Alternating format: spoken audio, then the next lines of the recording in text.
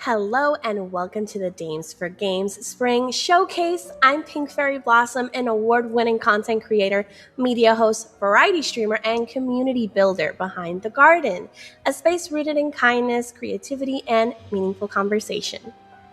And I am ChellOAG Gamer. I'm a variety streamer on Twitch and YouTube. I'm also a part of the Black and Women Twitch Guilds. You can find me, honestly, anywhere, just making silly content related to video games or fighting on Tekken. But yeah. We're so excited to celebrate women and femme in games with you all today. Huge shout out to Women-Led Games and Wings, who have also partnered with D4G to bring these events together. Don't forget to check out the Women's Day Steam Sale event after the show. So your wish lists are going to be such a huge support, and it means the world to these devs that we'll be highlighting today. Speaking of, we have a developer with us now ready to show off her first title while Chell plays through the demo. Hi, Christine. Can you tell us a little bit about Letter Lost? Yes. Yeah, my name is Christine, and I'm one of the devs for Letter Lost. It's our first game as a studio.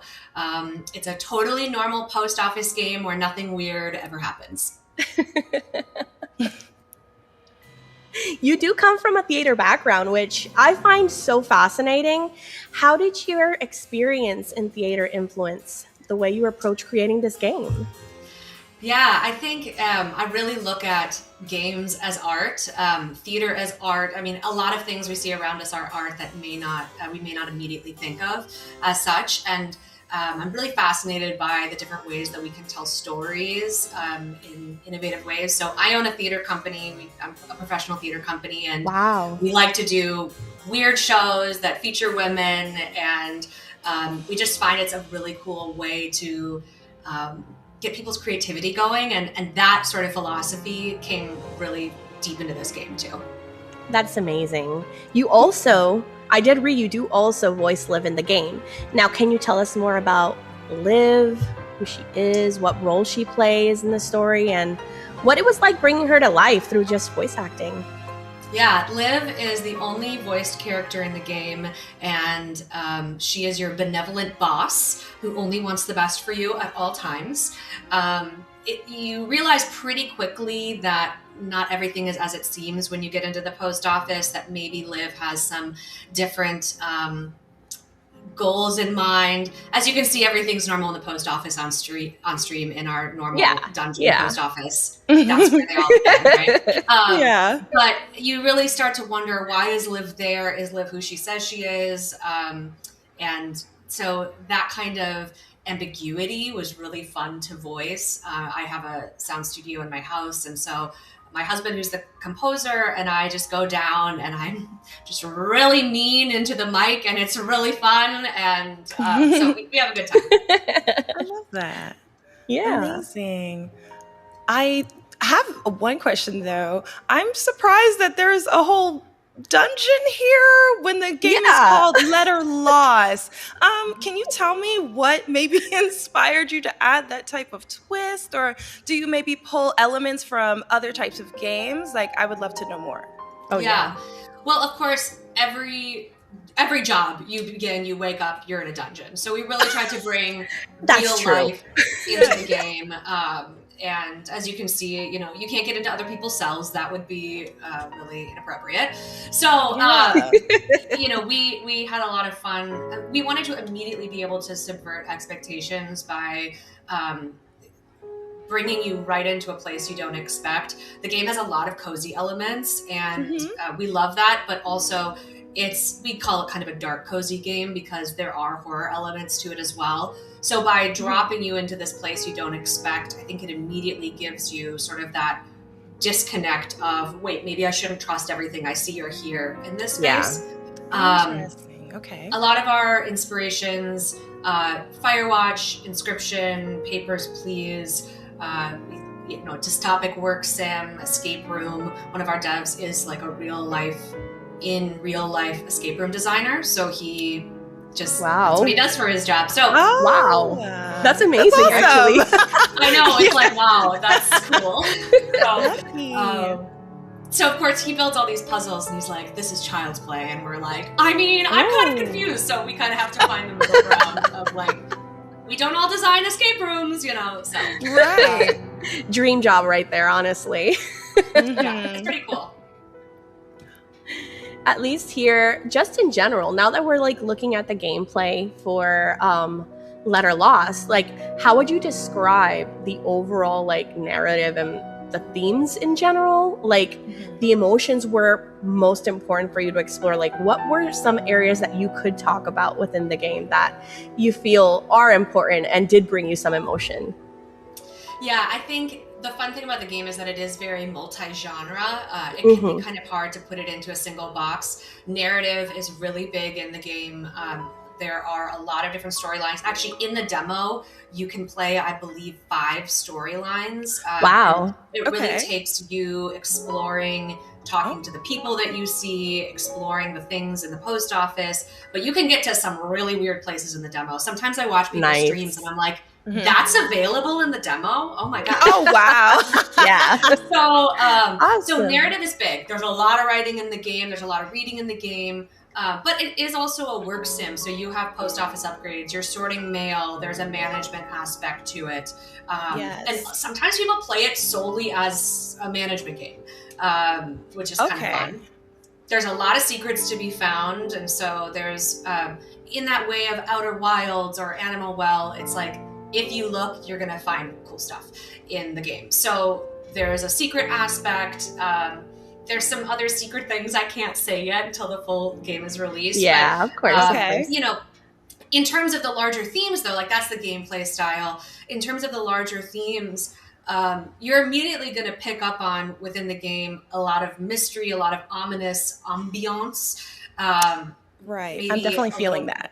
Yeah, a little foreboding maybe, and there's a lot of uncovery of what's happening on this island.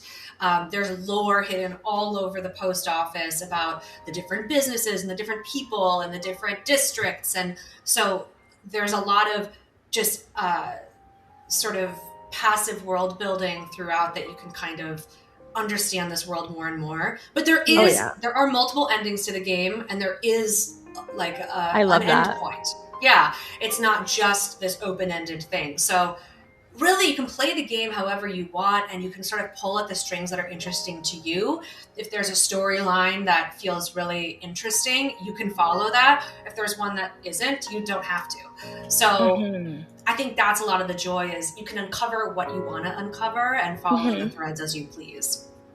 That's amazing. That. Yeah, I do love a game that has several different endings, especially with a lot of lore. You said that there's so much reading.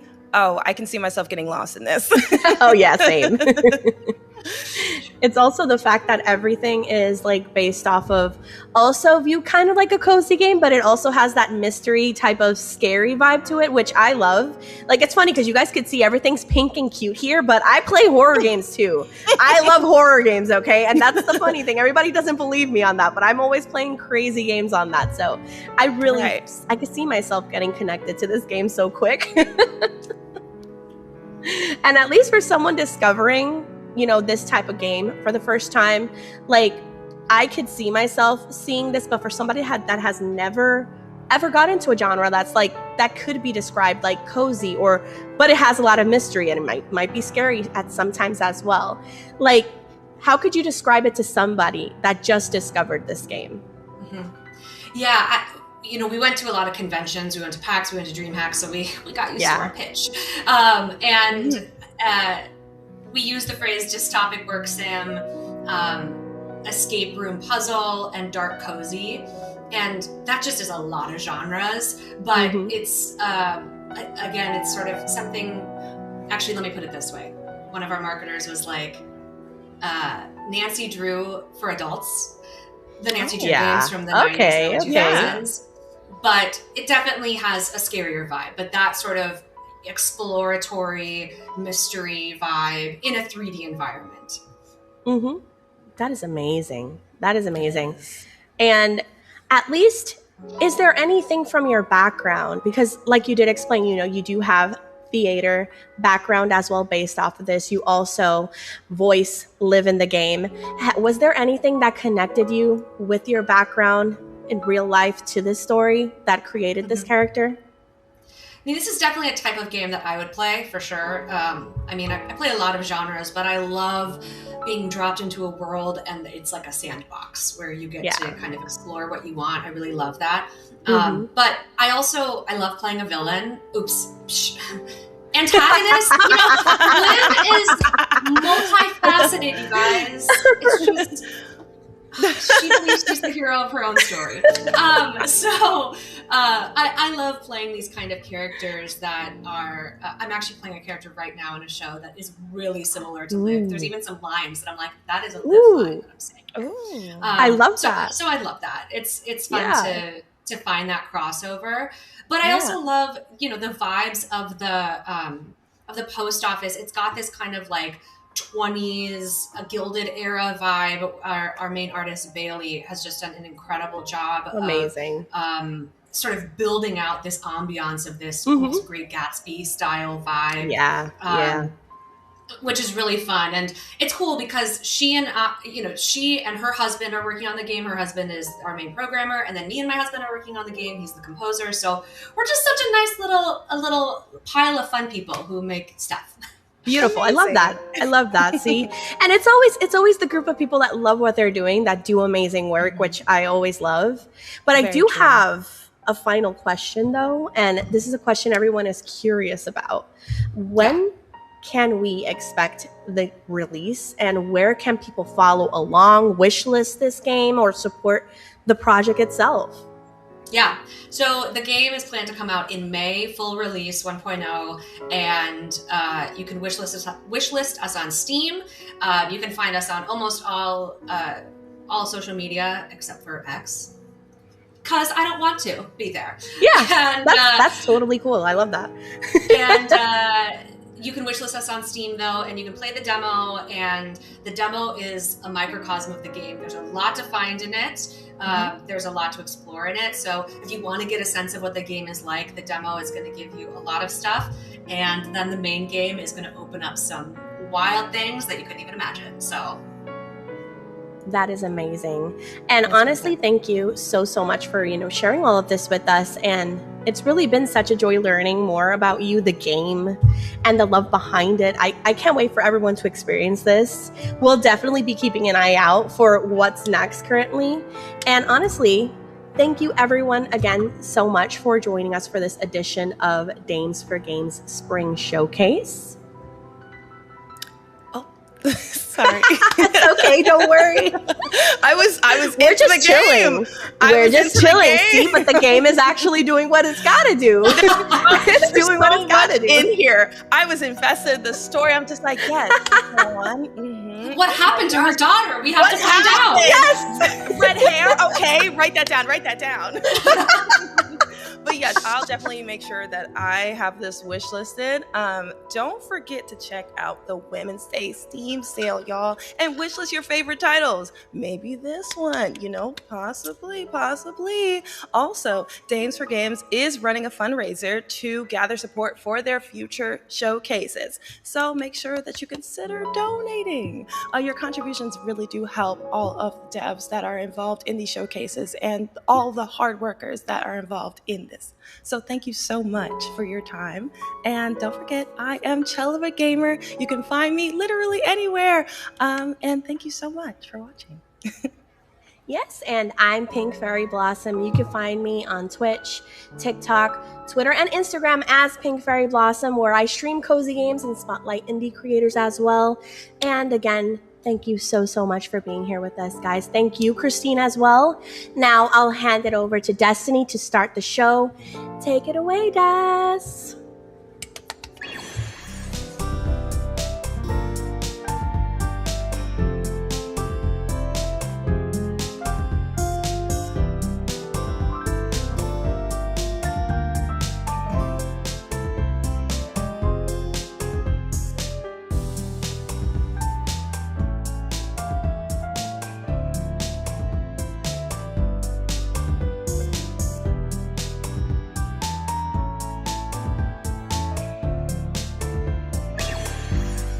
Hey everyone, thanks for showing up. Honestly, I love that everybody keeps coming up and supporting us and doing everything that they can to show us that women and femmes are very, very important in the game industry and in the community. So welcome back.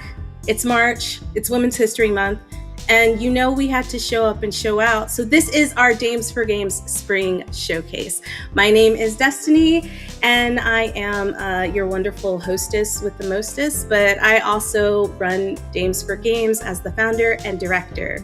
And I'm also so lucky to have someone who keeps me on my toes about snacks and, to have my crush also on. So I'll let my crush introduce themselves first.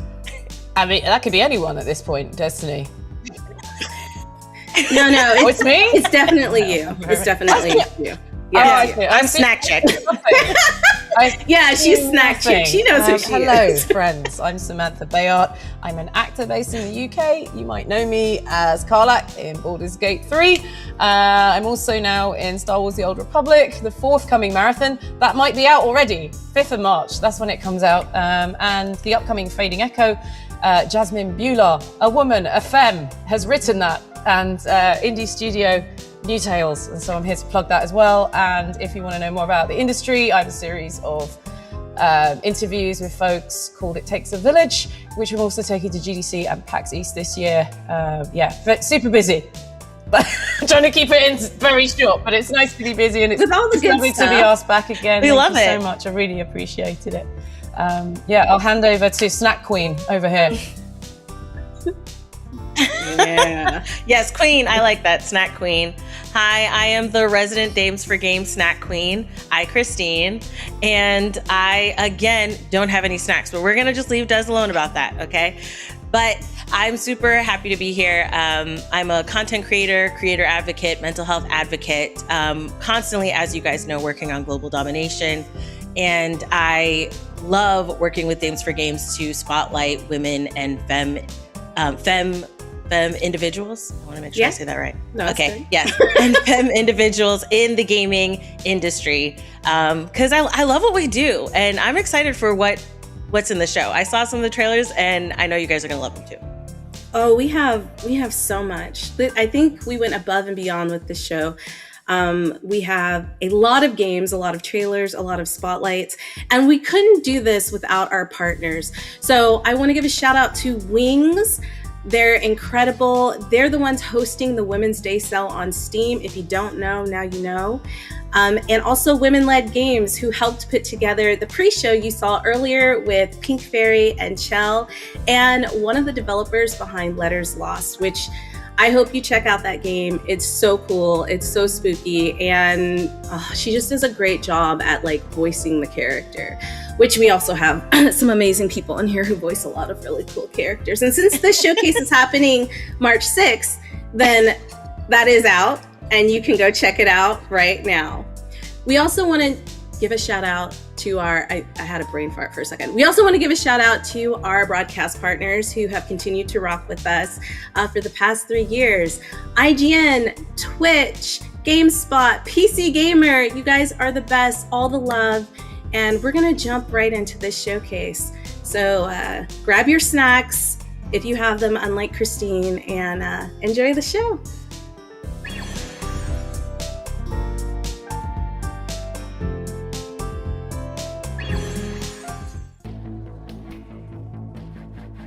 Hi, my name is Anka and I'm a co-founder and games producer at Symmetry Break Studio in Hamburg. We're making Deep Fog Signals, an atmospheric horror puzzle game about ruthless isolation in a hostile environment, where you and your tiny remaining expedition crew have no idea if your last desperate effort is going to pay off. In Deep Fog Signals, you use limited bandwidth to coordinate your 4 unstable crewmates while the clock is ticking. You conduct esoteric research that could change the world, interpret strange signals from the deep, and make choices that dictate life or death. And if I'm honest, it's mostly death. My name is Franziska, and I'm a visual artist. I've studied illustration in Hamburg, and my favorite part about this line of work is the ability to make stories come to life. I've been working with Anke and the team on Deep Fog Signals. Currently, I'm helping with concept art and 2D assets. That is absolute garbage. Do that all over again. Thanks for the feedback. Our team is a bunch of those feelsy, artsy, story-loving people. We're likely all scarred for life by one thing or another. So we decided to make games about it, and we regretted it soon enough. But you know what? All the horror and suffering we've subjected ourselves to will have been worth it as long as you play our game. And also end up regretting it. Ooh, that's some nasty shit. Okay. Oh no. Is he alright? No, he's not alright. We make games as an act of resistance, actually, at our studio, to regain control and agency about the narratives that surround us, to tell stories where regular or marginalized people can enact change, and to work through our and our players' demons.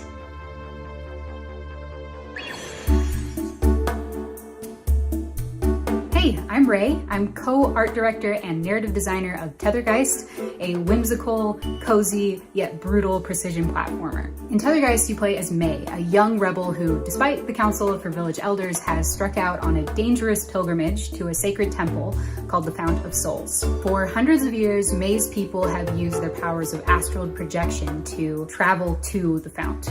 But May is different. Her spirit travel is limited by a tether.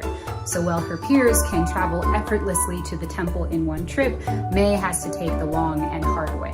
As May ventures away from her village, she encounters rigorous obstacles, hidden secrets, strange creatures, wacky townsfolk, hot-tubbing spirits, and Foil, a scholar who brings to light knowledge long lost to May's people, like ancient portals leading to a spirit realm, and the legendary healing powers supposedly hidden within the Fount of Souls.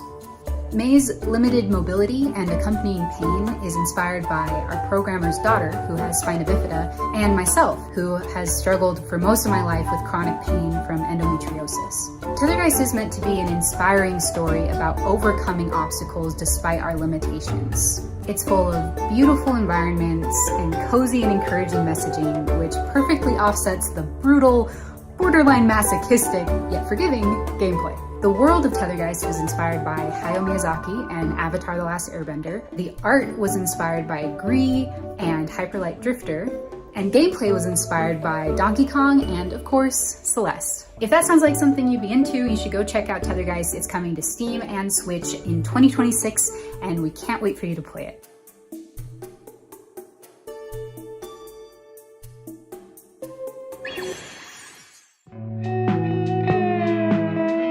Hi, I'm Greta, or Ygret, and I'm an artist, a musician, a craniosacral therapist, and a game dev. I started mostly doing visual art and music, and then I started doing animation as kind of a way to combine them. And then for some reason, apparently that wasn't enough, so then I went towards game dev. I then teamed up with a more experienced programmer, Amos. We were able to combine our skills to make a small game that ended up being, kind of visually and sonically and spiritually, I think, sort of interesting. It's called Margot. It was about a girl who's feeling existential about her friend moving away. Since then, we've been working on a sequel for it, which is called Mitch, and it's about that friend who's moved away and is sort of like navigating, kind of like rerouting herself.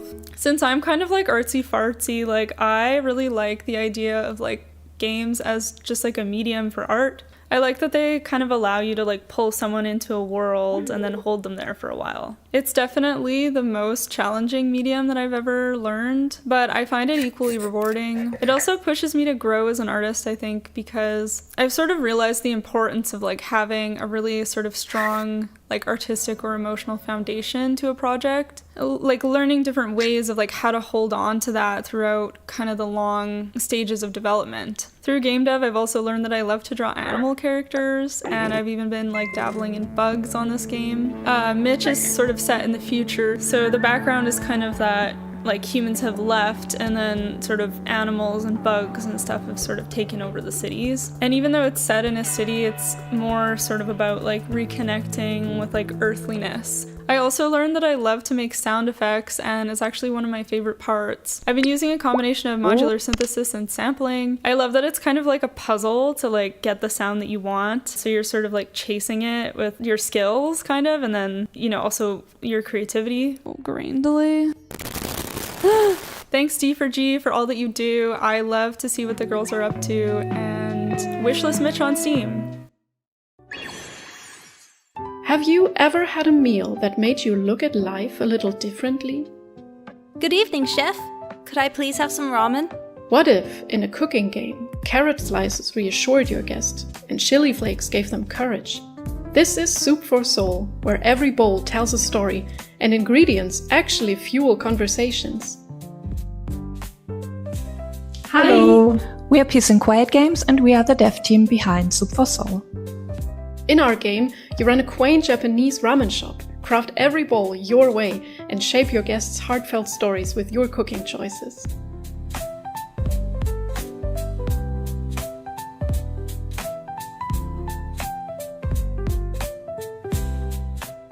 The initial idea for Soup for Soul was portraying a Japanese sushi chef, but over the time we figured that hot dishes might be a way better choice, so we ended up with hot ramen bowls, because we wanted to give the player a sense of warmth and coziness.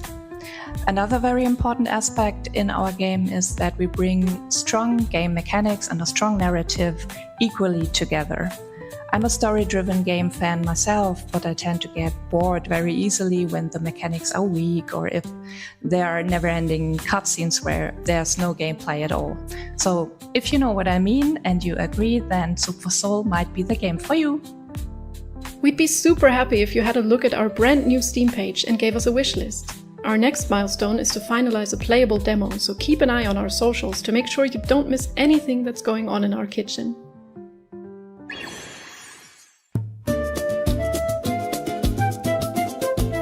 Hello, I'm Camila, one of the founders of Lusky, an indie game studio based in São Paulo, Brazil, and in our projects I mainly work as a game producer and business developer. We are at Dames for Games this year to showcase our most recent launch, Capote.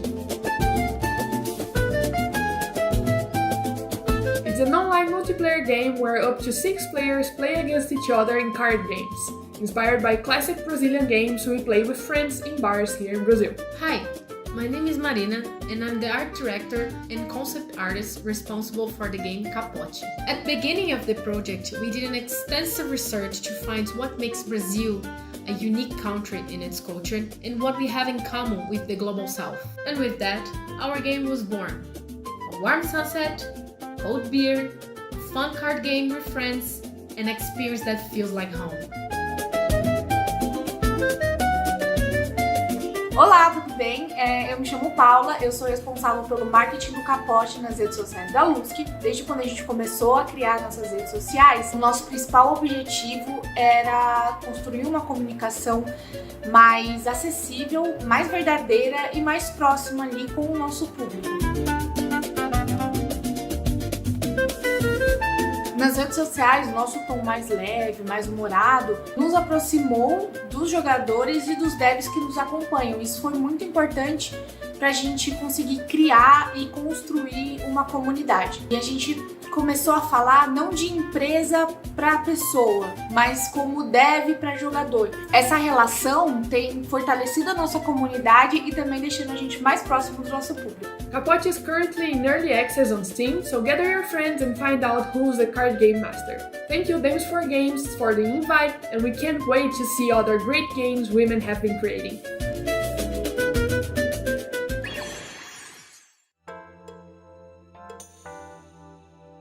Hello, I'm Irini and I'm leading a team of 5 to develop a food vs. mold themed story-rich indie RPG known as Foodomina.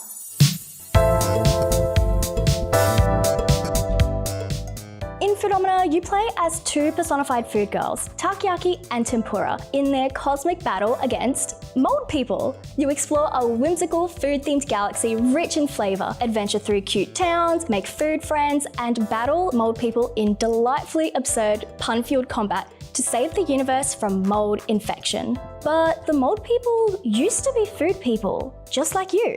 So maybe there's another way, and somehow, some way, food puns are involved. I'm the creative director and artist, and I've always had a vision of cultivating creatively empowering gaming experiences for gamers like myself. And Foodomina's concept started with just combining my favorite things at the time, which were personifying inanimate objects, food, and space.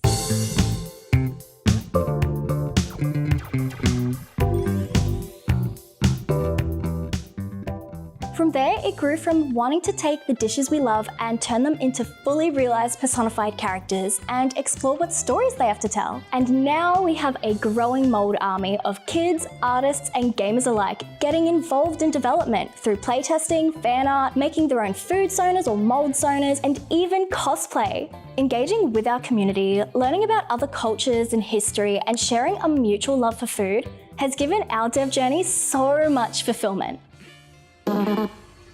Hey guys, I'm Isabella and I do PR and sound design for Foodomina, where I voice a character that we're super excited for you to meet. There's a whole bunch of new characters, environments, and storylines that we can't wait for you to play. A lot of the new characters are actually foods that you guys requested and we designed. Stay tuned for our major demo update coming in Q2 of 2026.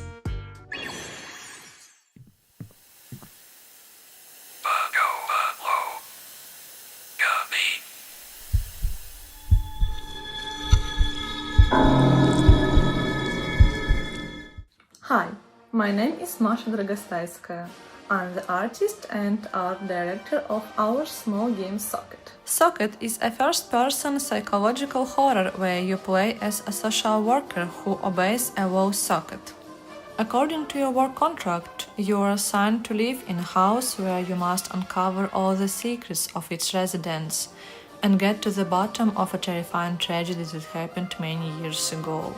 Lying, spying, digging through trash. These are the basic tasks of your workday. By the way, here is a small insider detail. We came up with the idea of a voice coming from the socket because of our noisy neighbors. We could actually hear them through the wall socket. Just don't tell anyone.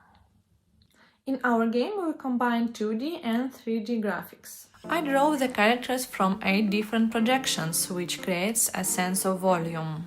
Textures, animations, cutscenes, concept art, I create all of this myself, in my own style. Almost everything you see in the game is carefully made from scratch. I'm developing the game together with my husband. He's a programmer, a writer, and also a bit of a 3D artist. When you work as a duo, it's hard to say exactly what your role is, because you end up doing everything. Still, that's our small but wonderfully well-coordinated team. And perhaps a talking wall socket isn't the strangest thing that will surprise you. Each resident has a unique story, and their actions can sometimes reveal far more about them than their words ever could. And who knows where workaholism and total devotion to your job might lead you. To find out, stay tuned and wishlist Socket right now.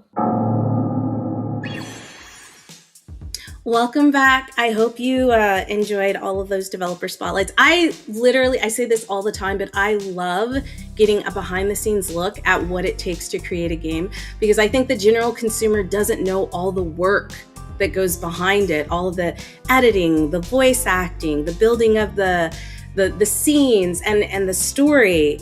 I mean, listen, it's a work of art in so many different ways. It's like an onion with all, like, why did I use onion? Onion is such layers. There's just so many layers. Anyways, yes, layers. There's so many layers. Oh, I don't know. no. I'm hungry. That's why I thought onion. But I'm going to pass the mic. I'm going to stop. I'm going to pass the mic over to Sam, who's going to give us some information about the sale. So all the games you're seeing today are part of our Steam event, and you can wishlist, follow, learn more about each title you're seeing. If something stands out to you, we really encourage you to check it out, support the developers behind it. As you can see, there's a lot of small micro indies here, and so every review counts, every wishlist counts.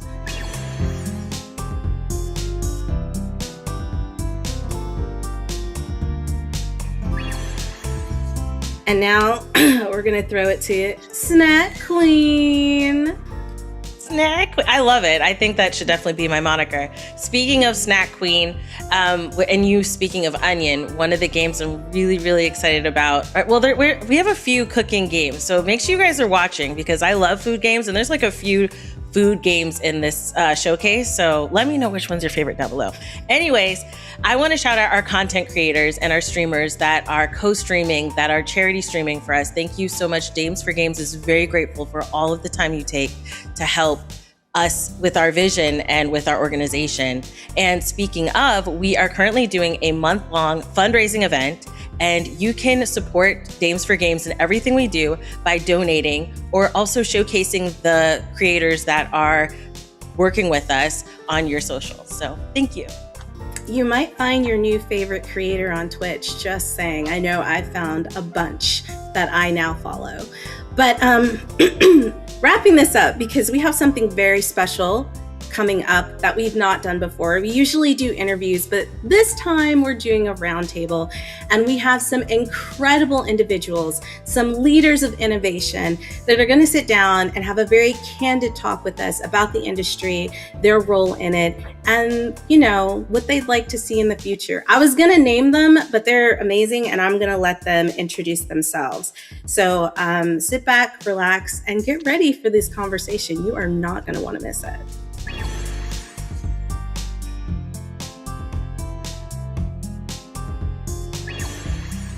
Hey everyone, welcome to the first ever Dames for Games Roundtable. I have brought together some amazing trailblazers, some beautiful innovators who we're going to kind of sit together. Honestly, I'm not going to talk as much because I know I talk all the time. I'm going to let them talk. I'm going to pose the question, and then they're going to discuss how they kind of navigate the game industry, the community, the space, because I believe it's something that a lot of femmes and women would really connect with as they're either getting into development, going into school for it, or entering the industry themselves. And what better way to learn how to navigate the industry than from veterans who have basically carved their own space. And oh God, I think all of you have inspired me in different ways because I've all had conversations with you, and I just want to share that inspiration with our community and beyond. So let's get started. First off, I would like to introduce Mary Kish from Twitch, and I'm going to let her give a little bit of a background about herself before we go to the next person. Thanks, Des. My name is Mary, and I now head the community at Twitch, which is such a wonderful and exciting job. Before that, I actually worked as a game reviewer and producer at GameSpot.com. So I have been in the games industry for several decades now, shockingly, but it's currently my honor to represent over 7 million streamers on Twitch every month. That's awesome. That's incredible. Thank you, Mary. I love it. All right, and next, I think that's really important. You also love what you do. Next up, we have Riana. Riana does a lot of different amazing things. And I knew I was going to mess up and not remember all of them. So I'm going to throw it to her so she could tell you a little bit about what she does in the gaming space. Thank you. So yeah, I'm Riana Manuel-Peña. I am one half of D&R Media Consulting, which is a video game consulting firm. Inside D&R, my partner Danny and I do video game writing. We do brand and marketing and messaging. We help with PR and communications. We do press releases. We do content reviews, we do diversity reviews, kind of like you name it, we do it, simply because we've done all of those things in different capacities over the course of our careers, which have been a combined 30 plus years. So we've done it all. And also I am a content creator. I am formerly of What's Good Games, shout out to those women, amazing people, and currently a part of Gamertag Radio alongside Danny Peña, Paris Lilly, and Peter Toledo. So if you can think of a job in gaming, I've probably done it or worked for the people who do it. See, I told you it was a lot. There was no way I was going to remember all that. But incredible. And that just shows you that you can start off doing all kinds of things, and there are different pathways to get into the industry. There are not just one distinct way. You don't have to be just a developer, or you don't have to be just a content creator. You can do whatever you want. And the next guest has carved their own space and has done some incredible things. You might have seen her on the news, you might have seen her on TV. Letta Jaye, aka Jay Watts, please introduce yourself to the community. Thank you so much, Des. So happy to be here. I am Letta Jaye, that is my artistic name. I'm a Grammy-winning recording artist and published songwriter, and created COEXIST Gaming, which is actually an agency. We're a full-service solution that just gets brands, talents, and products in front of the next generation. At the core of what we do, we design and we build worlds, both in real life and digitally, and then we gamify them. So I own a 3-story gaming and creator lounge in Times Square. We've been called the Soho House for gamers and creators. And our entire goal is just to really serve as a cultural bridge that creates this very authentic and immersive ecosystem that just reflects not only what the next generation actually gathers and plays, but how community-centric we are, and most importantly, how we are the solutions for a lot of businesses that want to be in front of us. That's what's up. All right. Okay. No, I mean, like, it's so nice to be among so many talented women who are like making moves in an industry that I think my entire community loves and I love. Next up, we have someone who not only is working on their own game, but making an incredible documentary about one of these innovators, one of these women who have been in the game industry for a long time and knows what she's talking about. Theresa, tell us a little bit about you and what you do in the industry. Well, thank you so much for having me. Hi, I'm Theresa Loong. And yes, I make games. I've made over 10 games, and I'm also a documentary filmmaker, and I work in emerging tech. So the documentary that you're referring to is about pioneering game designer Brenda Romero. And then I'm also doing outreach for the documentary with games and through games.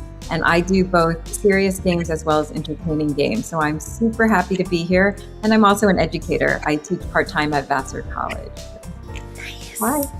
Thank you. All right, and so we're going to jump right into it because we don't have a lot of time, but we're going to make the most of the time we do have. The question that I wanted to pose to you, incredible ladies, today is how to move through this space without feeling completely burnt out, letting it get to you to where you're like, I don't know if I want to do this anymore, because sometimes it can be toxic, sometimes it can be really hard, but like, how do we keep pushing through and like being those strong representations for other girls who might want to get into gaming? So I will throw it to Mary first. And then Mary, you can throw it. We'll do it like tag, like telephone. And then Mary, you pick someone, and then we'll go through everybody. Okay. Oh my gosh. That's such a wonderful way to start. And thanks for letting me be the first. I think that in my time in games, I have often found myself to be the only woman in a room, often the only person that looks like me in a space. And I used to really find that very intimidating. And I have a bit of a people-pleasing tendency as well. And so my thought would be don't rock the boat, be very quiet, try to be careful with how much space I took up. And it took me a long time to find my voice. Generally, I would say that it is important to get comfortable being uncomfortable. And in order to forge a path, that means that you will be putting yourself in tough spots regularly. And in my time, the times that I reflect and I'm the proudest of myself, I feel like I've grown a lot or I've accomplished something, it's actually the times I've been the most uncomfortable.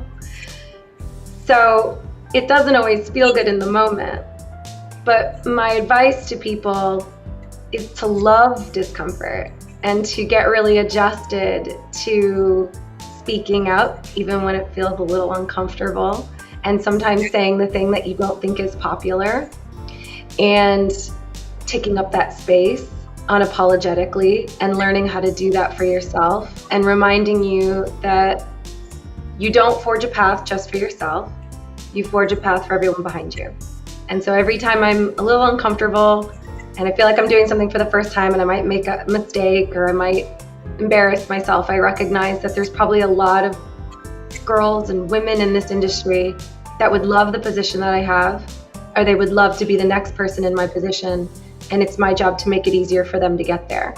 And so it's not always the friendliest answer, but my honest answer is that I've gotten really good at being like, ooh, this doesn't feel good, and then being like, well, here I go anyway. So yeah, that's really how I do it. I'd love to hear from Riana on this, because I think there's a lot of times where I've also found that you have been unapologetically taking up space, and I really respect that about you, and I think it's important to recognize that we kind of are all doing it in this group.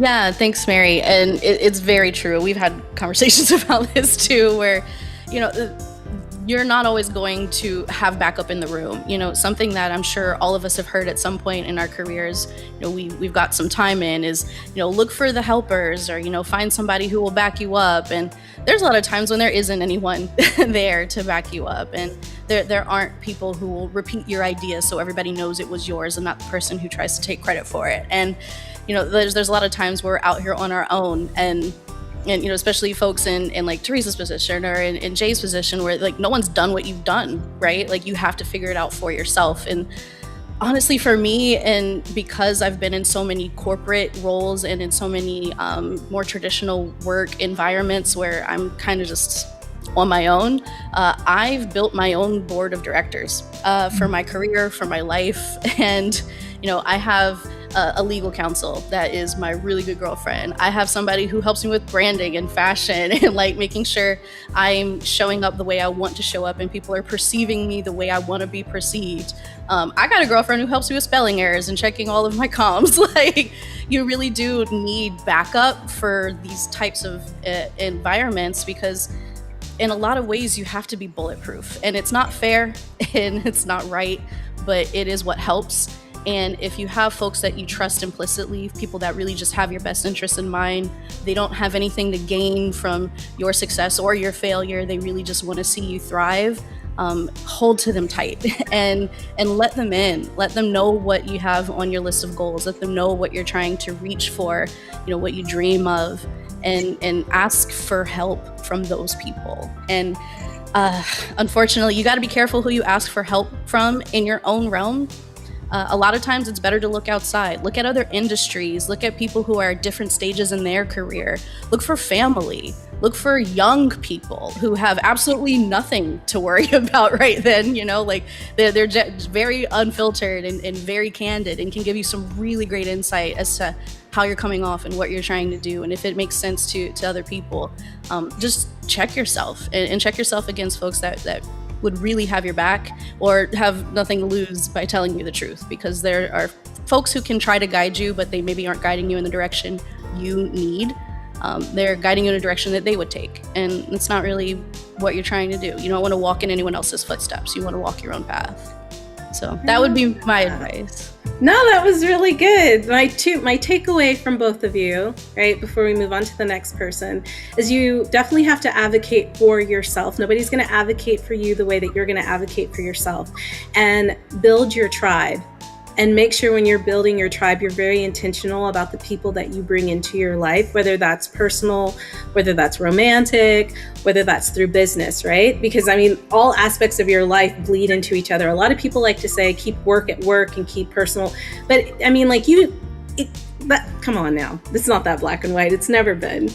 But no, I love those two things that you guys said. And that's what I took away from it. And I wholeheartedly agree.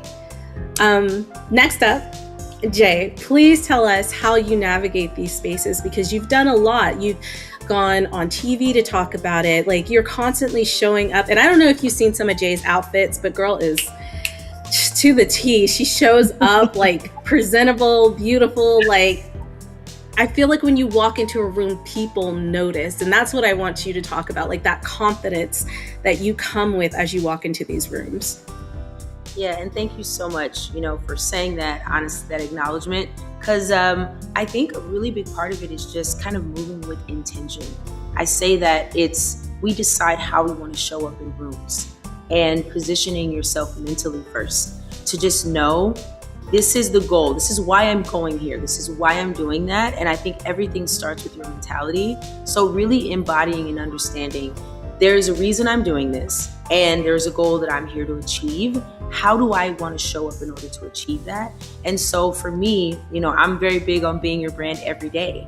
And so when I walk into a room, I want my presentation to be indicative of words that I haven't even said yet. So for me, I show up with excellence being how I present myself. That means my outfit is intentional. If we are women, if I'm walking in there and I need your undivided attention, I'm only wearing certain things that make sure that you're focusing where I need your focus. And when I am, and that's with any environment, right? So if it is, if it's gaming related, it's music, whatever, I really I think it's one of those things that they say, what do you bring to the table? I bring what the table needs. I understand my capability. I could build the table. I could buy the building that the table's in. But if there's already a table, then I don't need to bring a table. So I want to bring what the table needs. And so because I live that way, I think it helps strengthen an understanding of how you need to show up in order to navigate in the world. I do think as women, we have a specific responsibility of thinking about some elements that maybe other people don't have to think about, you know? And so I do believe our charge is a bit different. We have to be mindful of the message that we're going to send before we show up. We have to be really intentional. And part of what helps me remain confident, to be very honest, is knowing that my creator is actually what I want them to see. I think that for me, God, my faith, my spiritual base is why I navigate the world with an understanding of it's actually not about me. Everything I'm doing is bigger than me. Impact is bigger than me. That I love being a vessel when I'm being used for a purpose. My purpose is to achieve that goal, and that goal can live far beyond me. So I just need to do my job. I need to do what I'm here to do. And I get really focused about and like hyper focused about whatever that mission is. And I go for it full-fledged. And there's no time to doubt. Like, get rid of that. You know, there are a lot of, I have friends that suffer from imposter syndrome. I'm like, you are not an imposter. You belong here. Don't forget it. I'll remind you as many times as you need to. So when you say your tribe, it is really important that your tribe is also empowering you, filling you up, right? Because every time, if you're a vessel, you're being poured out of constantly. You're giving constantly. You have to be refueled. And I think when you are making those intentional decisions, including who you are attached to, who is helping fuel you, they're a part of the confidence you have too, because it's all sort of energy, you know, what you're giving off, what you're magnetizing, what you're attracting, and it helps you navigate in a way that makes you very firm because you understand who you are and what the greater goal is. No, that's really good. That was great. That was great. And then I'm going to give my thoughts, but first I'm going to throw it over to Theresa. And it's the same question. How do you deal with burnout? And then the reason why I asked Letta very specifically is because I've seen her walk into rooms and just own the space. So I really wanted her to talk on that. But how do you deal with it? Because I feel like not only do you teach, but you're getting into film. I don't know how male-dominated film may be. Like, you're doing a lot of things. And I just want to know how you move through these spaces. Yeah, it's a great question, and it's been quite a process over time, right? And so I think within my toolkit, it is everything from what Riana and others were saying about finding your tribe, to also really understanding what organizations can help build me up, right? And finding that community. So to be more specific about it, for example, you were talking about the IGDA, right? The IGDA Foundation. Your foundation, your organization, the Game Devs of Color, right? I'm in New York, so there's also Gumbo.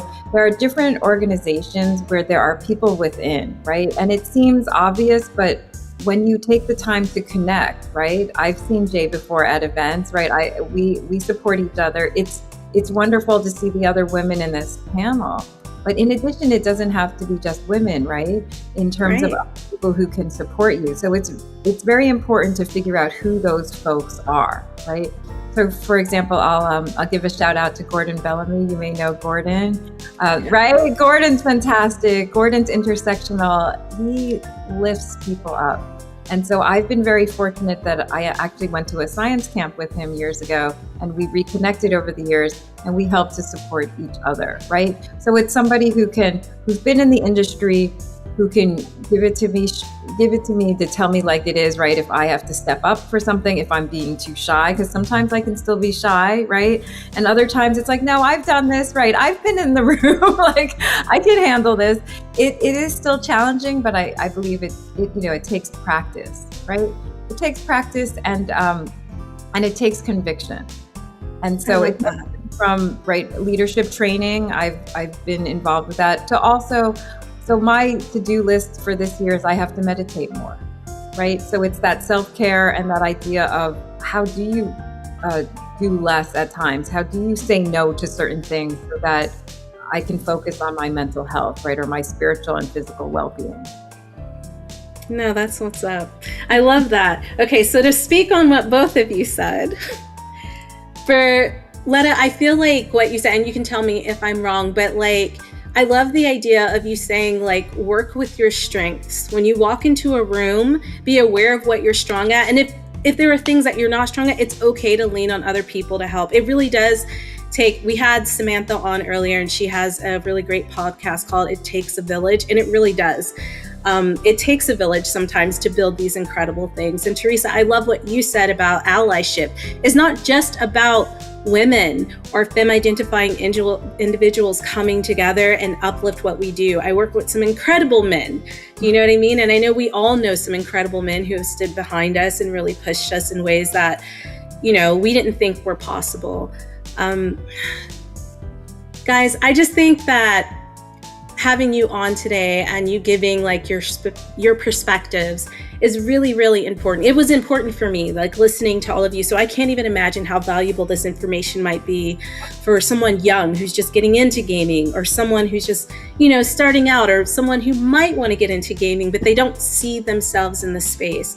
And that is why I asked you on today. That is why we do Dames for Games, because you can tell me about Susan and Carrie and Jennifer all day, but if I don't see Susan, Carrie, or Jennifer ever in the room, I start to doubt whether they're really, you know, making decisions in those rooms where those decisions are made, the big decisions. So I just want the community to know that all of the ladies here are in those rooms making big decisions. We have Mary, Riana, Jay, Theresa. These are some of the faces that are making decisions and innovating and basically going out there and changing the industry for all of those who are in it today and those who are going to come after us. And I think that's really, really important. I can't say thank you enough for taking time out of your busy schedules. Guys, we are so lucky of your busy schedules to come on and talk with us and share your insight with our community. Please, please, please, I'm going to go through everybody really quickly. If people want to find out how to follow you or keep up with you, I'm going to start with Mary. Where can people keep up with you and what you're doing? Thanks for having us and letting us to meet so many wonderful people. If this is like something that you're really passionate about, keep going and continue to follow the people here, because you're going to see way more inspiring stories and things that we're up to. In addition to my job, I do stream. I stream every Monday on my own channel, so you can catch me on twitch.tv/twitch and twitch.tv/Mary Kish. That's my name. And I am streaming on behalf of the company and on behalf of myself regularly, and it's a joy. So I welcome you. I play a lot of indie games and platformers, and often looking for games, exciting games to play. So hit me up. Well, aren't you just in luck, because we're part of the Women's Day sale and all the games that are a part of this event are going to be in that event. So make sure you check out that. I will. Riana, if people want to keep up with you, where can they find you? Oh goodness, I lurk in a lot of places. I guess the easiest way to keep up with my latest is on our podcast at the Danny Riana Show, and that's on YouTube and all podcast services. Right now we're talking quite a bit about our move to Dominican Republic and how that's going to affect our jobs, how that affects us as independent business owners, and how that affects us as gamers, because, you know, international gaming, lots of handheld hours on flights are in our future. So that's probably the best way to keep up with me. And I will actually be on Twitch very, very soon for a couple of different things around Black History Month. So Mary will be seeing my face in a lot of the community comments, and hopefully y'all can join those too. Awesome, awesome. Jay, where can the people find you and keep up with what you're doing? Yeah, of course. So you can find me everywhere at Letta Jaye Music. That's Letta J Music on all platforms. And for everything COEXIST at COEXIST Gaming, just like it sounds, COEXIST Gaming. And we also, remember, have a gaming and creator hub in Times Square. So if you are in the New York City feel free to drop by. We're at 325 West 38th Street. If you know, you know, but we're right on the Times Square stop, right by Penn Station between 8th and 9th Avenue. It is a 2-story space. It's technically 3 floors. We have a speakeasy on the bottom, but it's like everything you ever imagined. Gamer heaven, all the vibes and beautiful energy. Full food and beverage, bar on every floor, mocktails, amazing food, amazing energy, music studio, podcast studio, all the things. All the things are coexisting. That's what's up. Theresa, if people want to keep up with you and learn more about your documentary, where can they find you? Oh, well, thank you. Yeah, so there are 2 ways. One is for the website for the game, it's Game On, the documentary about the game, it's gameonthemovie.com. And then for socials, it's my name, which is THERESA, and then LOONG. So Theresa Loong. Yeah, thank you. Thank you. All right, well, we're going to get back to the game show because we have a lot more to show you. But again, this has been incredible. I can't wait for us to do it in a longer format. We only had a little bit of time, but I always appreciate it. It's not about how much time you have, it's about how you use the time. And we'll catch you guys back after these developer spotlights. I don't even know anymore. It's late for me. It's around 11 p.m., but we got more coming, so stay tuned. Bye. And we're back. Listen, that roundtable, that conversation, those ladies are really doing the work behind the scenes, in front of the camera, and it's just really inspiring. And I hope all of you are just as inspired. The whole point of that was to show that you can get into the industry in different ways. You don't have to be a developer. You don't have to necessarily be a voice actor. You don't have to create games. You can be a content creator. You can create your own space like COEXIST. You could be the head of community at one of the biggest platforms out there, Twitch. You can make a movie. You could just run your own PR company with your amazing partner. There's so many ways to be involved. And so for all the young ladies out there and all the young femmes out there, and even to all of our allies, even men and boys, if you want to get into the industry, there are ways to do it, and you can find your own path. And I'm going to get off my soapbox. I was enjoying that soapbox.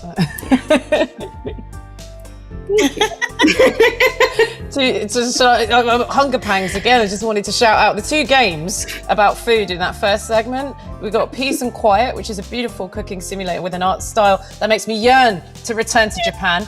And then there was another food-based Japanese game called Food Amina. Demo's out now. It's promising food puns and characters inspired after my favorite Japanese foods, takoyaki and tempura. Those are the character names, right? Keep them away from mold. Yeah. It's got a charming art style, retro pixel music. It's gorgeous. I'll be playing it. I really need to eat something today, clearly. But just wanted to shout those 2 out. No, the socket was amazing. A social worker who bays a wall socket. No, we need that in our lives. Check it out. There's some weird and wonderful things out right now. There's such a great variety in this showcase for March. Yeah, I want to echo that. I'm so sorry. I was just going to cut you off real quick and just say, no, I'm kidding. I was standing over to Christina. No snacks, interruptions, nothing. No, I was going to echo like Soup for Soul by Peace and Quiet. I cannot wait. I'm so excited. I love coffee. I loved Coffee Talk as a game. So having this cooking simulator Coffee Talk thing, love it. And Food Amina, I love, like you said, the food puns, and I love the idea of keeping them away from mold. Like, I just love the idea of that game. Food kids. Yeah. It's very, not all very fun important. and games. You got to think about food safety and hygiene, and a really important thing. Yes, those things are important. Yes, we're hungry, as you can tell. Yeah, no, the only games they talked about were food games. This is not. It's totally fine. It just shows that like we are hungry and we need to finish up recording and all that good stuff. But and all the other games were cool too, even if it wasn't about guests had disability representation. I thought that was really cool. There we go. I did look at the trailers. I wasn't just drawn to the ones with food. This will become apparent as we go on. Don't worry about it. It's just the ones that stood out to me. Right. Trust us. Trust us. Trust us.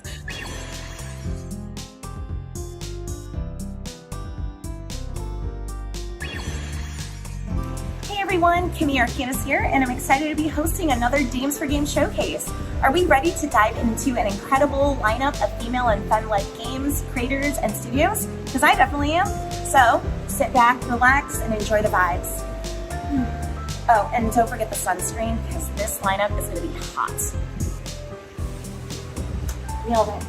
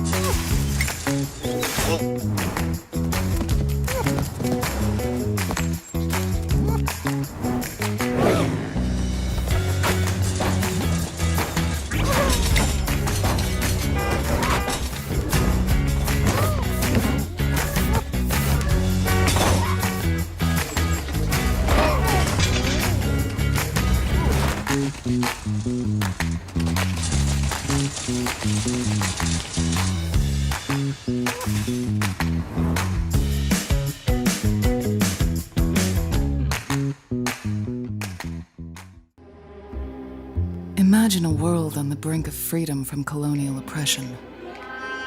2262. Crime. Class conflict. Propaganda. A familiar story hindered only by those with plenty of time and little to lose. Detective Maigan Hill, the sleuth of Agamaski. Avoiding the past became second nature, dedicating her days to the faceless, rejected citizens of Agamaski. Until Mary, that is. This case goes way farther than the banks of this one detective's little neighborhood.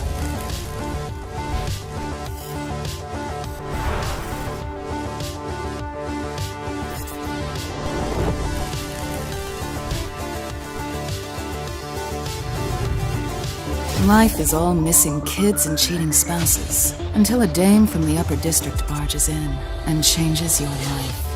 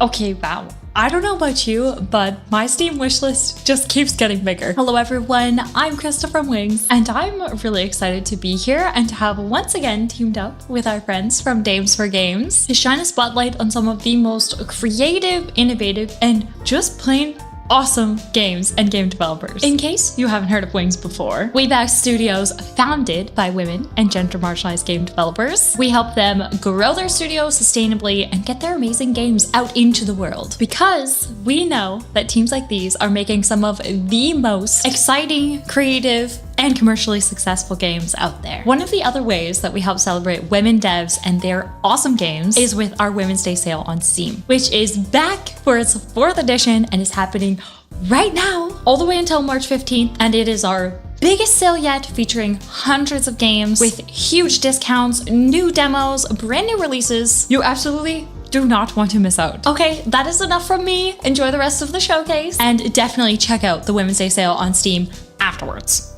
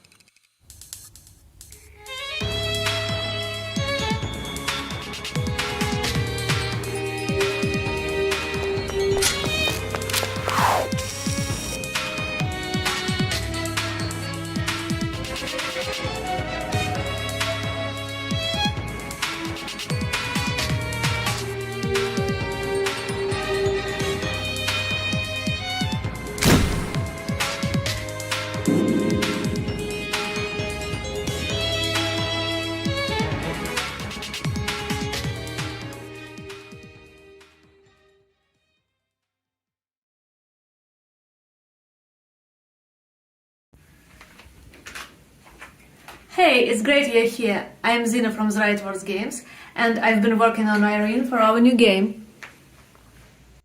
A game? Am I a joke to you? Seriously though, I'm kind of trapped in here, and I'm so grateful you're adding color to my life. Yapping about all kind of stuff. Making life choices with me. Chatting and playing games here. Handling real life tasks for me or for yourself. Or going offline and discovering things out there. This is life, and I'm happy to live it with you by my side. While it lasts.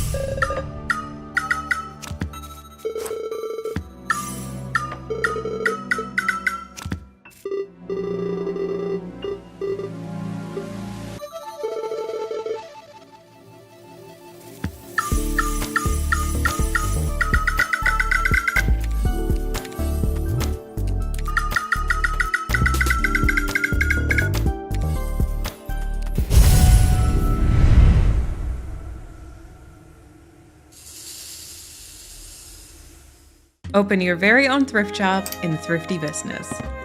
You will search through boxes filled with pre-loved items, organize and decorate your shelves for your customers, and try to fulfill their requests. The previous owner, Ingrid, is moving away to the city and entrusts you to transform this rundown shop into a cozy and welcoming space. Customize the furniture, wallpaper, flooring, and decor to design your store however you like. And as business grows, you might even want to expand into the other rooms. With more space, you will even be able to host events to create a hub for the local community.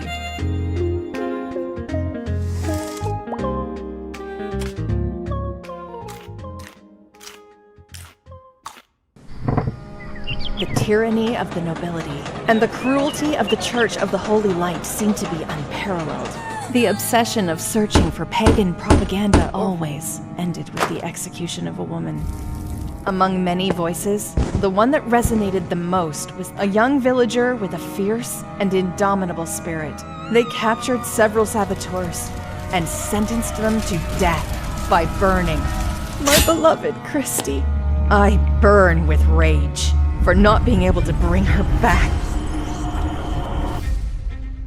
I stopped running to hide and started running to fight. Those guards took away what I loved the most, but this time, not even the sun will stop me.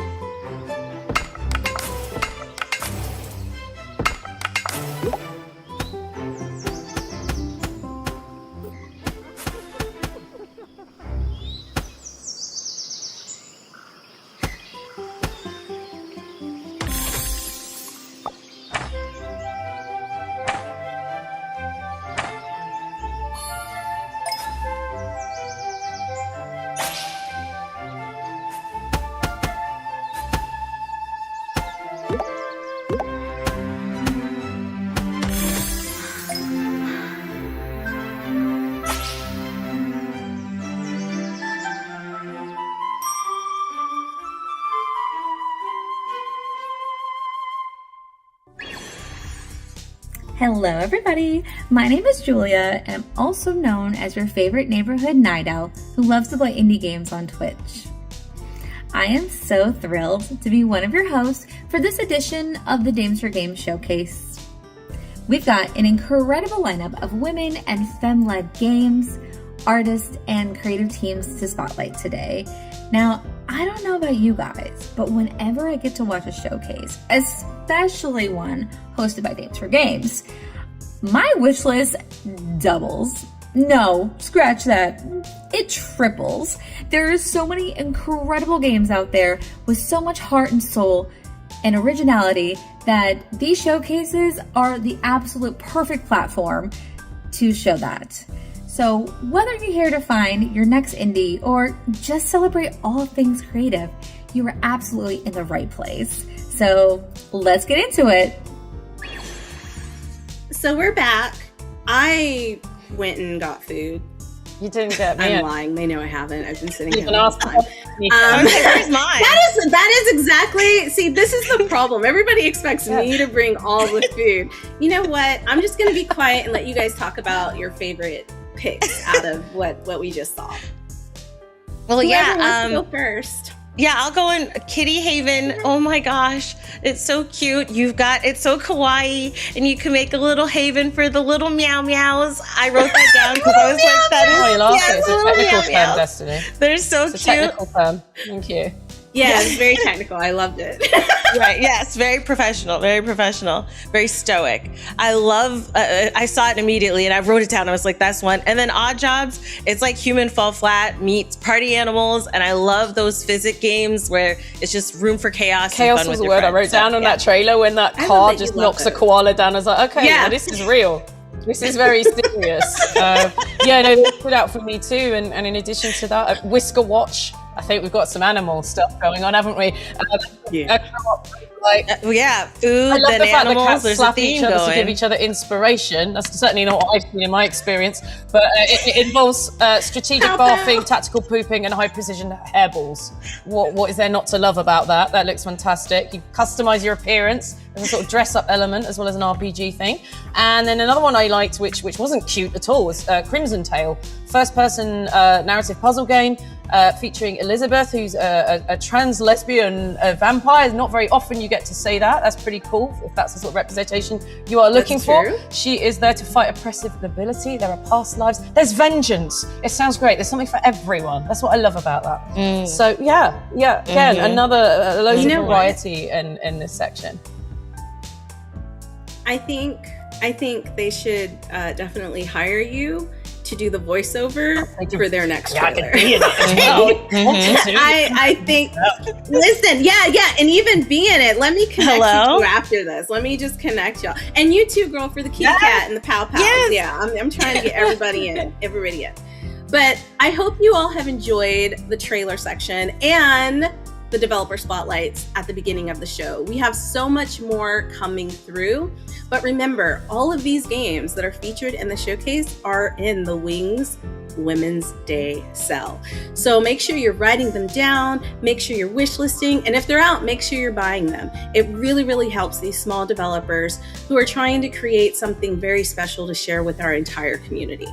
And with that, we're going to be going into our last segment of developer spotlights. So if you didn't grab your snacks, go grab them now, and we'll be here waiting. Bring us something too, and we'll be here waiting. Thank you. Yes. Okay, let's go.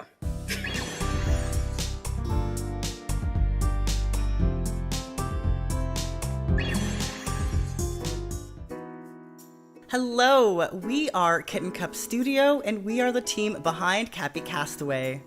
We're a small team based in Toronto, making cozy games with heart and kindness. My name is B. Zelda, and I'm the community manager for Kitten Cup Studio. Hi, I'm Saffron Aurora. I'm the creative director and the CEO at Kitten Cup Studio. Hi, I'm Ashley Kamenska. I'm the programmer at Kitten Cup Studio. I wanted Cappy Castaway to feel like, I guess, all the best parts of my childhood.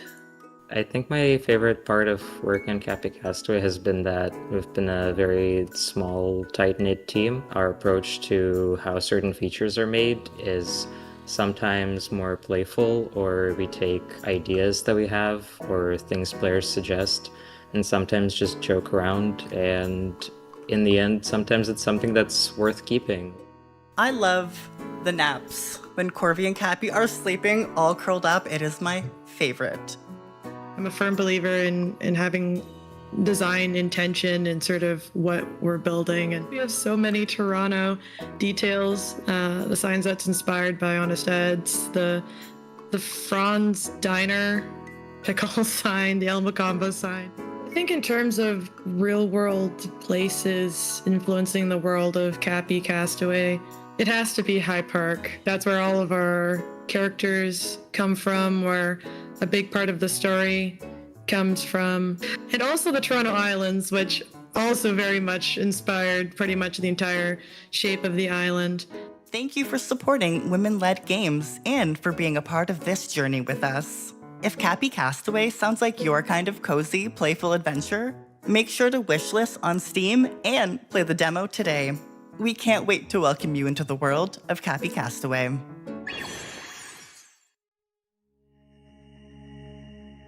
Hi everyone, I'm Mandy. I am the creative director and narrative designer of Zeitgeist Studio.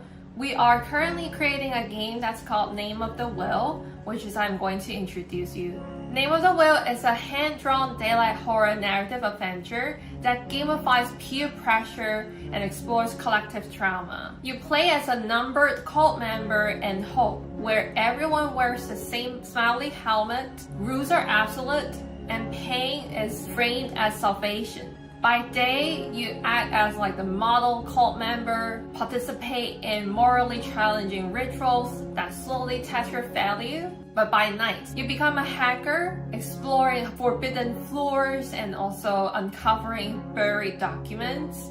But be careful, the benevolent fathers always watches you.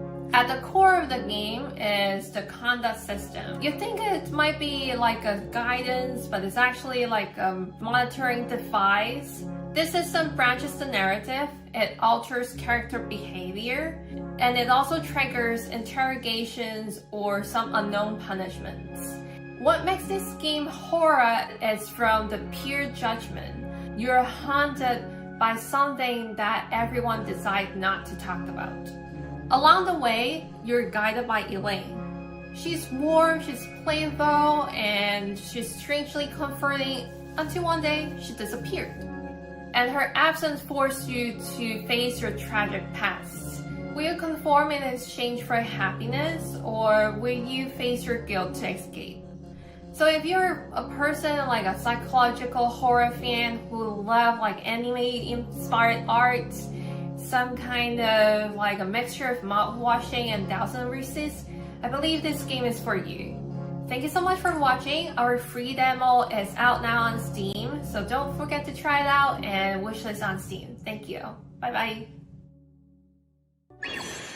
Sama p'ю, sama наливаю, sama собі стелю, sama я лягаю, sama я попила.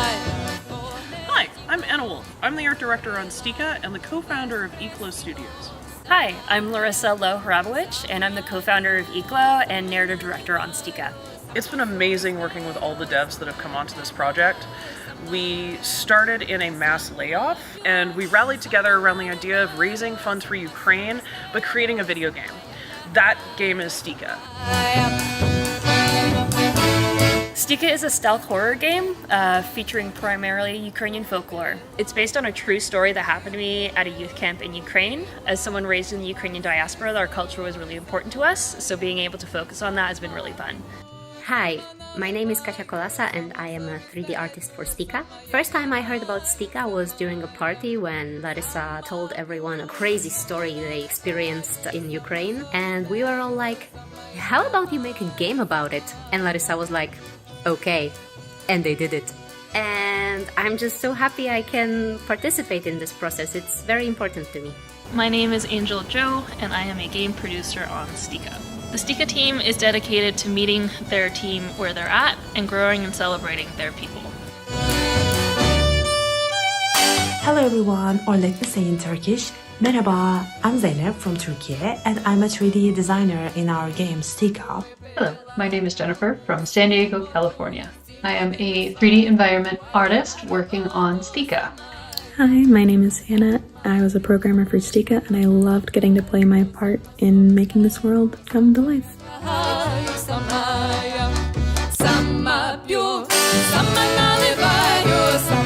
I hope you guys like our game. Bye!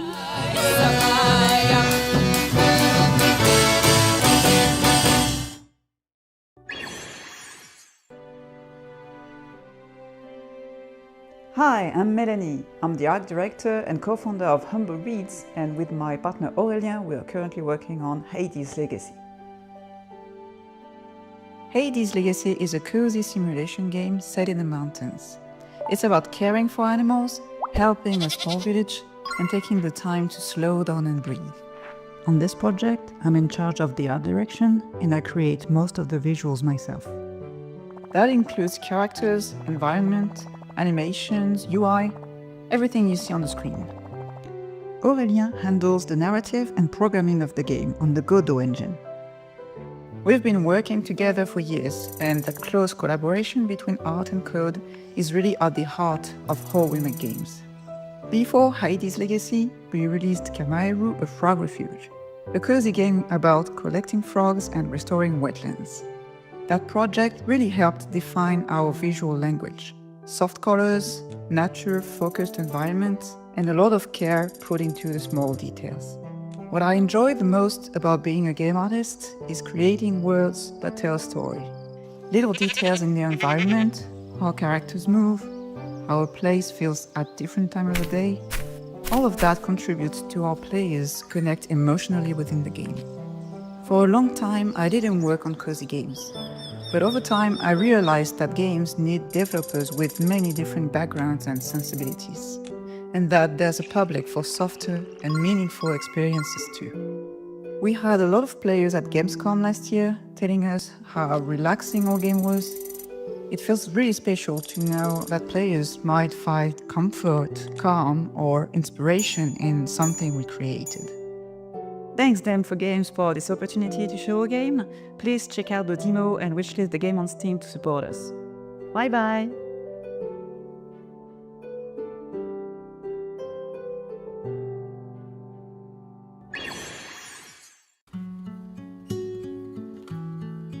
I grew up in a small town where nothing ever happens, at least until you start doing something yourself, creating a meaning, not waiting to be invited. There is no point in looking for something interesting. What saves you in a place like that is being interested. Ila lives in a small town. When they are turned into a vampire, they befriend people they might have never chosen otherwise. They learn to be part of this imperfect web of human connections, because none of us survives this life alone. A big part of the game that is deeply important to our team is queerness. When I was growing up, I desperately searched for people like me, and I found them. For a while, I didn't feel we have to hide. Word was getting used to us. We were all over the media and the culture and public life. Today, the loss of my country have pushed the queer community back into hiding. For that reason, I can't show my face in the video. Neither can some other members of our team. But even if that future didn't survive in real life, we can still make it happen in our game. We are not making a game about a perfect or safe world. It's still as full of grief as it's full of love, just like real life. But queerness isn't something unusual there. Our main character is non-binary. Other characters are openly queer, and no one is making a big deal out of it. Sucks to be in the sticks is our way of exploring that future that was taken away. What if we could exist as ourselves? What if we could find each other and learn to navigate the darkness together? Hi, I'm Dan Jaye from Black Tangerine. Today, I'd like to tell you a bit about my team, Black Tangerine, and also about the game we are making, Killa. We are all college students when we first got together. We just thought before graduation drug us into adulthood, let's make something we actually love. We figured if we packed a game full of everything we love, our taste and ovations, then surely people like us would absolutely love it. You know, the kind of thing, deep tangled relationship between characters, tragic and painful past, and those intense visuals that scream all that emotion out loud. We are totally obsessed with that stuff. We are Black Tangerine, a game dev team made of 4 female university students from Korea. Planning, art, sound, and programming, all women. Black Tangerine basically means otaku.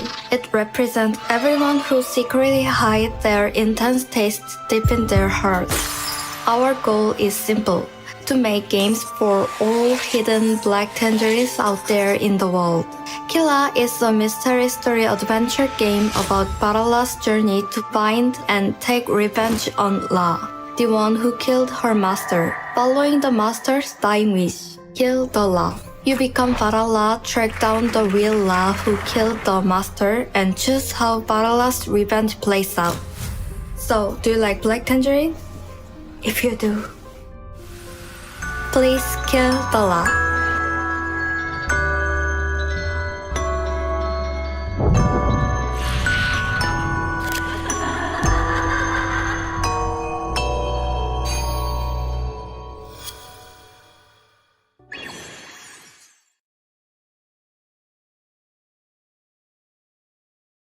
Hi, I'm Melody, the CEO of Marriage Conflict. And I'm Karina, the art director. And we're making Pelikeeper, a tower defense and base building comfort strategy game. After the stars fall out of the sky, the world is swallowed by a shadowy fog, and it's your job as the last pelican to restore the constellations to the cosmos. There are 2 main parts to Pelikeeper: the tower defense segment and the base building segment. In tower defense, defend fallen stars from hordes of shadow enemies, rescue lost animals, and utilize their wishing power to place and upgrade towers. Certain towers have symbiotic abilities that can be passed to other towers, so make sure to try out all the different combinations. And in base building, the animals you fought with in tower defense will take refuge at the abandoned lighthouse at night. Over the course of the game, you'll build up trust with animals to strengthen their towers and ultimately your community. You can even place decorations and complete community projects that will affect the tower stats of each animal in the tower defense segment of the game. Our studio's journey is a bit unique. From meeting in college to moving in together, the 5 of us have made a living doing what we love most: making games. We started the prototype for Pelikeeper as a break in development from our last game, Emporium, which launched back in August, and since then we've been full-time on Pelikeeper. Our team loves working on this game and can't wait to share it with you, so go wish this Pelikeeper on Steam and check out the demo that's live right now. Thank you! Thank you!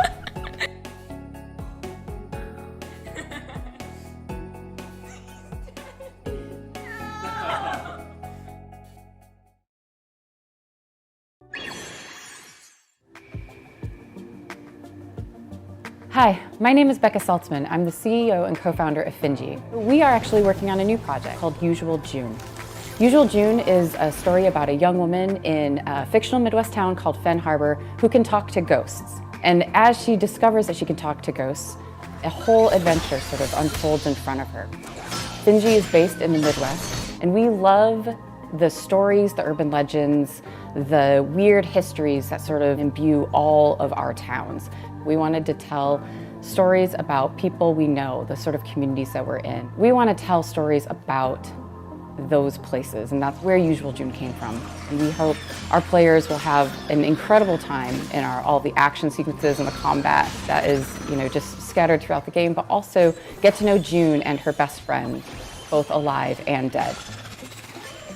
Thanks, Becca. My name is Bea, or Beatriz, and I am an environment concept artist on the Usual June team. I'm also doing some environment 3D modeling work, but mostly I'm a concept artist. There is a lot of very exciting art style stuff that we're doing on the game, a lot of fun effects. I think the game looks really pretty and it's a very unique blend of different aesthetics. And I've always been someone that loves doing very painterly, very artistic, very weird art. So it's been really, really fun to be able to do that. So I hope that people will play it and enjoy how weird it is.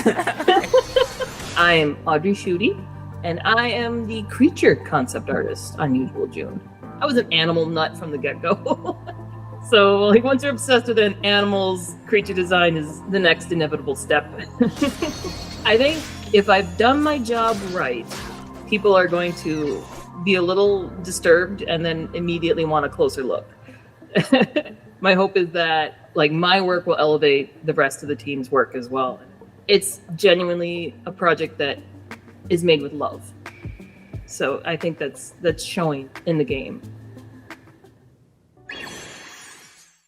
And we're back. Do you guys like that? The jazz Those hands? are jazz hands. I do. Those are your mysterious hands. Jazz hands. Oh, you're right. You're right. You know, I think I was getting it confused with, I don't know what show it was, but they were going back in time and they did this thing. Like, instead of having a special effect. About? Okay. Going back in time. It's inventive, creative. Yeah, but speaking of going back in time, what did you guys think about I thought the it show was pretty overall? good. There's a lot. My wish list is very full. Yeah. But there's a lot of demos out as well. You can play the demos. Most of the time, you can leave a review. That's another way to support our wonderful developers. Because they get good reviews, that will get pushed out on the algorithm, recommended to a wider fan base. Yes. It's like she's put out a game or something. You know what I mean? It's like she knows what she's talking about. Like just fluffing. It's like. But no, I thought it was, look, we take a lot of care when it comes to like selecting the games and the developers, and we always try to make sure like there's a variety. I know we talked about Kitty Pow Pows and we talked about food, but like there were so many different games. Like for example, WTF, which I can't like say. Why food WTF was a game that I don't know any other thing it could stand for. There you go. Go. Talking about this, But you got like Hello Kitty on your site. I don't know what I was on thinking of. Straight away they had me. They knew exactly their audience. Yeah. But that was a good one. Pink Noise, which I feel like I'm really vibing with the color theme of Pink Noise, with my whole color theme. This is not to say none of the other games are great. Those are the only ones I can think of off the top of my head right now. Listen, doing this on an empty stomach is so hard, and we had so many. We've learned lessons for next time. We had so many. Sure you have food. Tantalizing. Yeah. I mean, I could read off the list right here, but then I'm going to give a shout out to Name of the Will because it's about cults, and I'm obsessed about cults in the way that people are obsessed about true crime.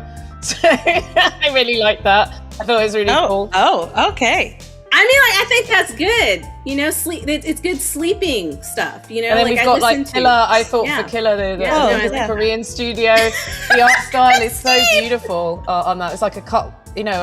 What's it? What would you call it? Like a paper cutout artwork. 3D mystery, beautiful. Revenge. Who doesn't love revenge? Who doesn't love a little bit of revenge? I'm noticing a theme: revenge, vengeance. Cult.